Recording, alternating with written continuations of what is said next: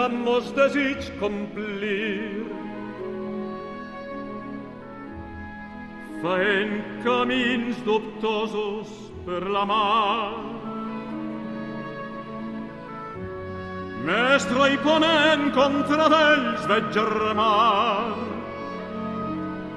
xaloc llevant los deuen subvenir a llurs amics lo carec e lo mitjón.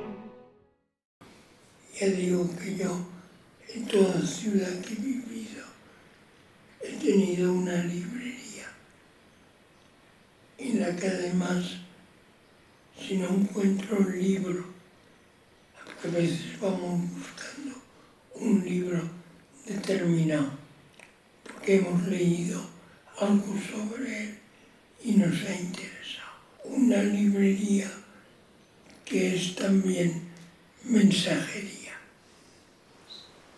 que te trae el libro que tú deseas leer.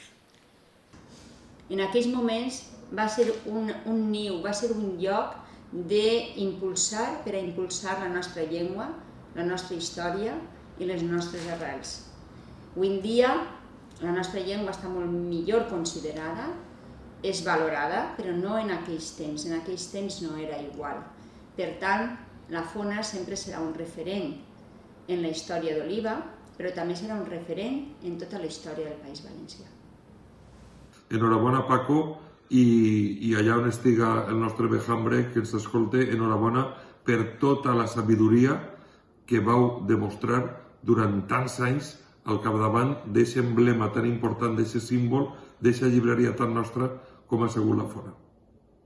Parlar de la Fona és parlar d'una època de reivindicació, de canvi, de molt d'inconformisme per part de la joventut.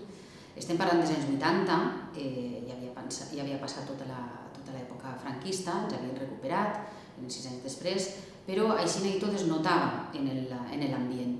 La Fona era el nostre niuet en Oliva, en el que tota aquesta cultura estava ahí com concentrada.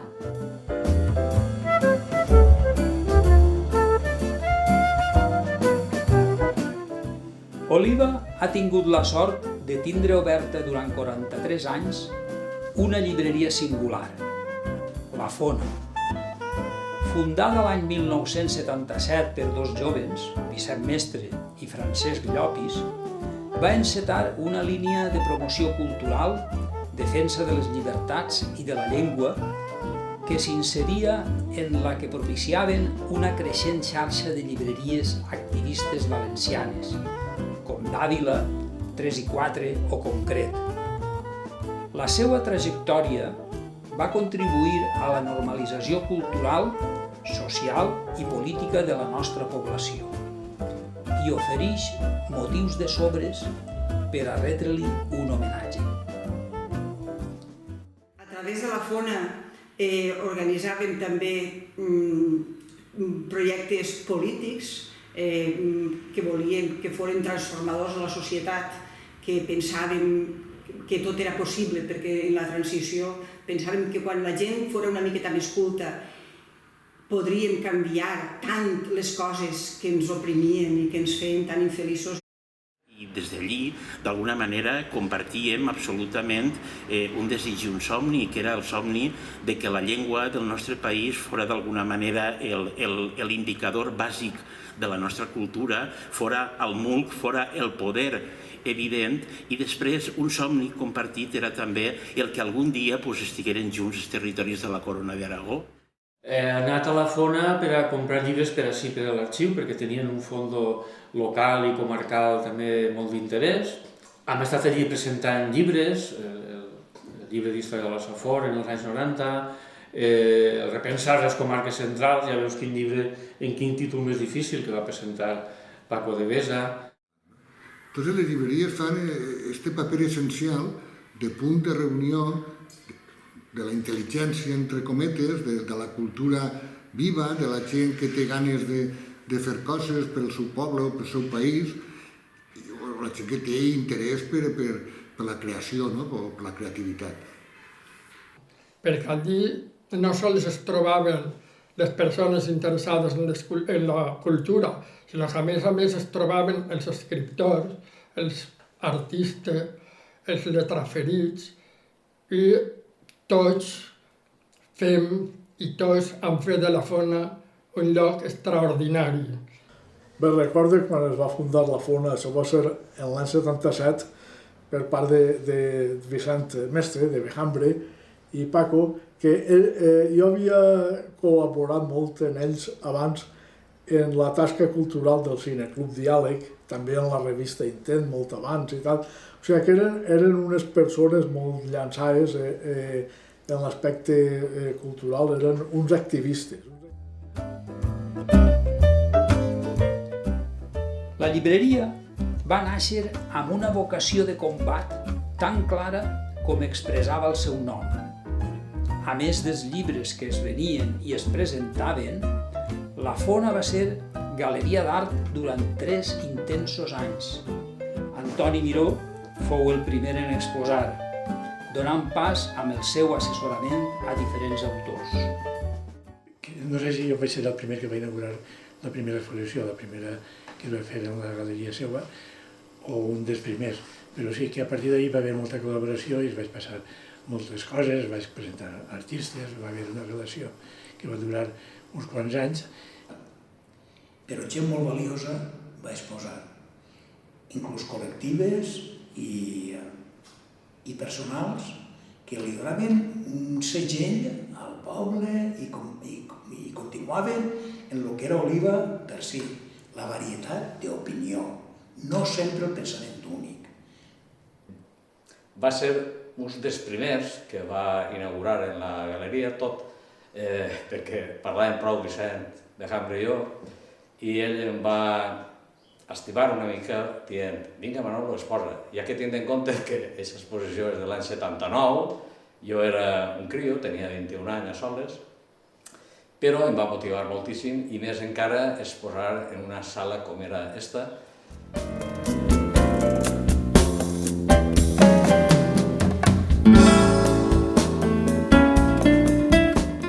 La Fona va ser també fonoteca, lloc de tertúlies i nucli generador de reivindicacions lligades a les llibertats sexuals, l'ecologia, el patrimoni històric, el pacifisme o el feminisme.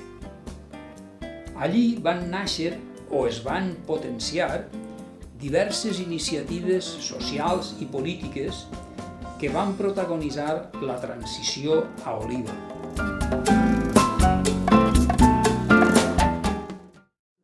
També es va esdevindre en la primera seu dels nacionalistes a Oliva, de tal manera que el grup de nacionalistes del Partit Socialista d'Alliberament Nacional es configurara la primera llista a unes eleccions democràtiques a Oliva i estava encapçalada per Vicent Bejambre. I la Fona era un lloc d'irradiació, no cal dir-ho, de tots els contubernis, de totes les idees, de totes les ànsies de llibertat. Per tant, no es pot entendre la transició a Oliva ni a la Safor ni a part del País Valencià sense entendre, sense saber que estava la Fona. El 23F, el dia del cop d'estat, una vegada ens vam assabentar que això havia passat, molta gent ens vam aplegar a la Fona sense cap tipus de convocatòria, vam anar per lliure. I mentre algú plorava de pena de lo del cop d'estat, recorde a Paco Llopis dient allò de menys plorar i més pensar on mos hem d'amagar. També era un lloc on els problemes de la ciutat estaven sempre presents, es parlava del nostre patrimoni malmès, de com recuperar-lo, de la llengua, es parlava de la il·lustració, de Gregori Mayans, es parlava també de qüestions que ens afectaven de la política quotidiana, de la política d'aquest moment. Perquè la Fona era una referència del valencianisme, de l'estima per la llengua, de l'estima pel país, per la seva actitud cívica i fins i tot política. Avui en dia la Fona tanca i ens dol, per descomptat que ens dol, però solament ens resta estar molt agraïts als seus creadors, a Vicent i a Paco, però també a tota la gent que la va fer possible, perquè sense la gent la Fona tampoc no hauria existit. Quan no existia res quasi en valencià, va aparèixer Vicent i ho va muntar.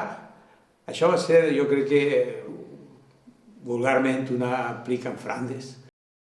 I podem dir-ne que la Fona ha dinamitzat molt, no sols culturalment, sinó socialment Oliva, perquè ha fet un gran treball en col·lectius com l'ecologisme, com la música i com altres que després han sortit a partir d'aquestes reunions que tenien lloc en la Fona.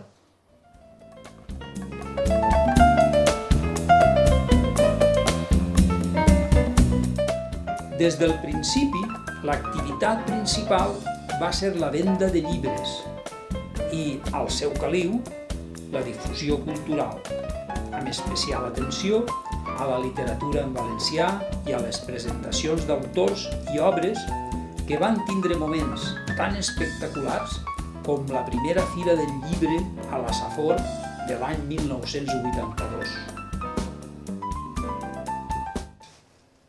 La Fona naix perquè abans havia existit una cosa que es deia Cineclub Diàleg i va ser a través del Cineclub quan va començar a sembrar una llavor que per necessitat havia de substanciar-se en un lloc, i aquest lloc va ser la Fona. La Fona ha sigut un centre vivificador de la cultura oliva durant molts anys i ha sigut molt important, no només per la facilitat d'accés als llibres que donava, que n'hi havia molts i molts en valencià, i un lloc que ajudava a fer una cosa viva de la cultura al nostre poble. Arribaves al final i s'obria en una galeria on tu allí descobries pintors. També, jo recordo l'obra de Castejón, l'obra de Just Cuadrado i moltes més altres, perquè no eren obres monumentals, eren obres... La Fona, quan les polítiques culturals eren pràcticament inexistents, era la gent que estava al voltant de la Fona, que eren els lectors, que eren els artistes, que eren els escriptors, que era el mateix Paco. Allò va funcionar com un centre cultural, no? Era una estructura, diguem que la Fona era una estructura de país.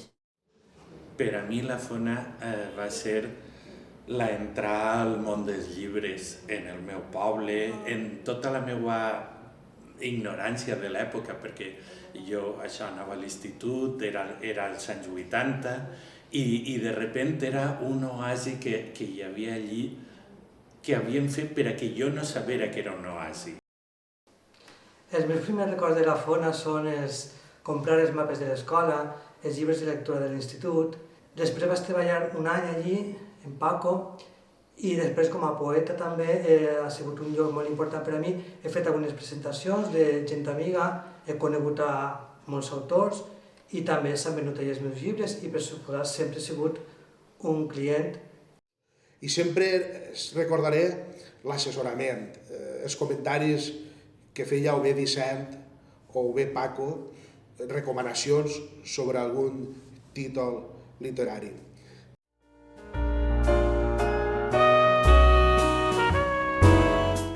Durant tota la seva existència, la Fona ha tingut una clientela fidel que ha fet de la llibreria lloc de trobada, de tertúlia i, per suposat, de compra de llibres.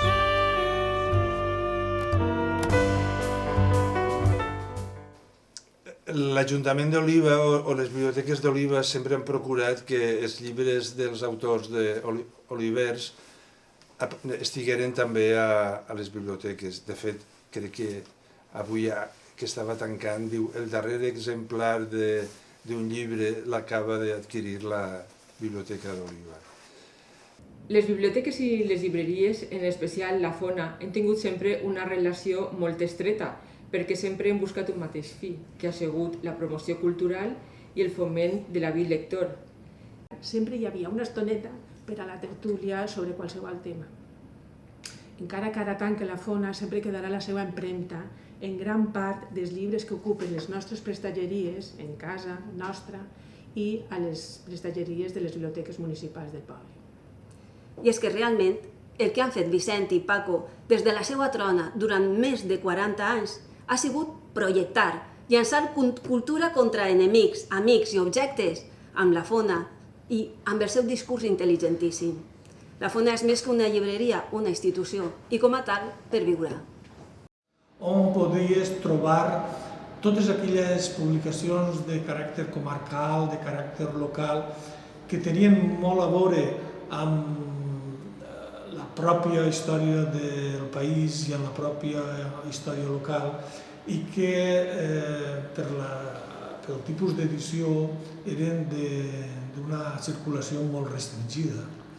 Era més que una llibreria, era un referent per a tota la ciutadania, per a la cultura, La ciutat tindrà que estar sempre agraïda a la Fona per tota la tasca que ha fet en favor de la cultura i de la nostra ciutat.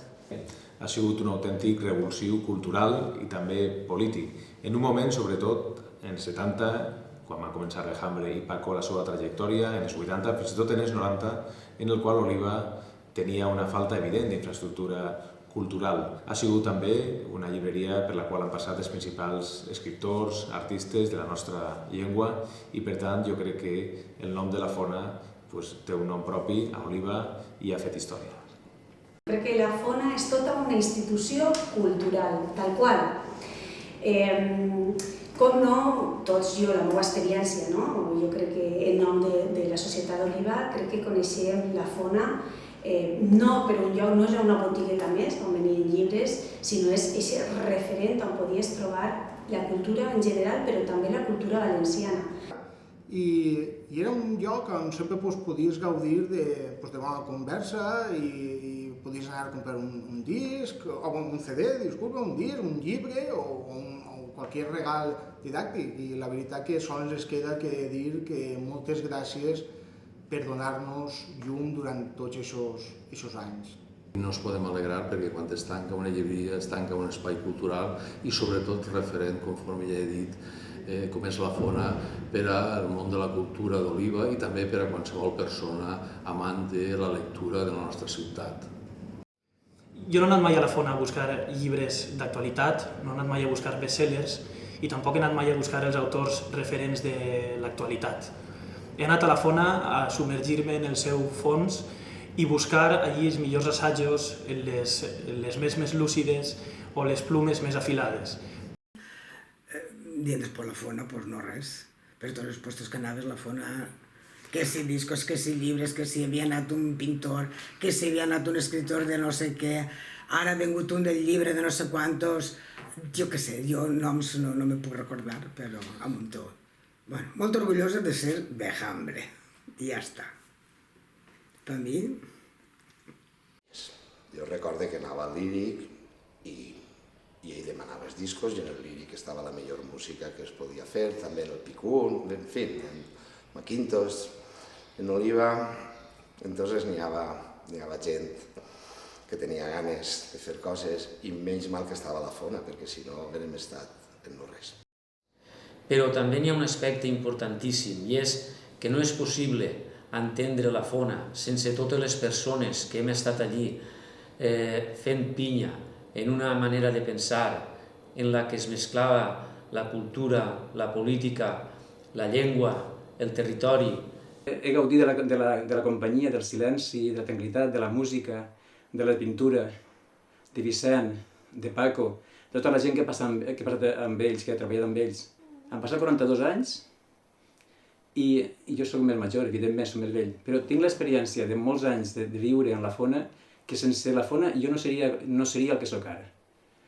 Són moments associats a comprar en la Fona, però que defineixen una relació en un negoci, però plens de cultura i plens de referents, no? Fins al punt que ara mateix els meus records s'associen a que jo també compre allí objectes per als meus nebots, no? I tant que d'alguna manera el cicle, no? De records vinculats i especials a la Fona, no? Després d'un llarg viatge, la Fona arriba per fi al seu port d'Ítaca. Només mos queda que agrair-li el seu bagatge que ha volgut compartir amb nosaltres i que tant ens ha enriquit. I aquest bagatge no és res més que el seu llarg camí a Ítaca. I simplement desitge que tots aquells que estan il·lusionats per la cultura, que està perdent-se, encara que molts diuen que és que no tenen temps o és que gasten la via digital, ara estiga l'olor de paper. L'olor només ja ompli l'esperit.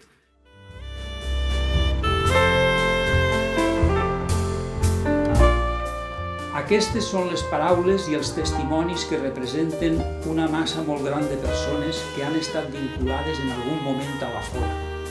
L'emblemàtica llibreria d'Oliva, que de la mà de Vicent Mestre i Francesc Llopis ha estat oberta durant més de 4 dècades difonent la cultura, la tolerància i la modernitat. Brindem a la seva memòria amb l'esperança que la seva llavor fructifique i continue a través d'altres establiments que siguen font inesgotable de coneixement i diàleg.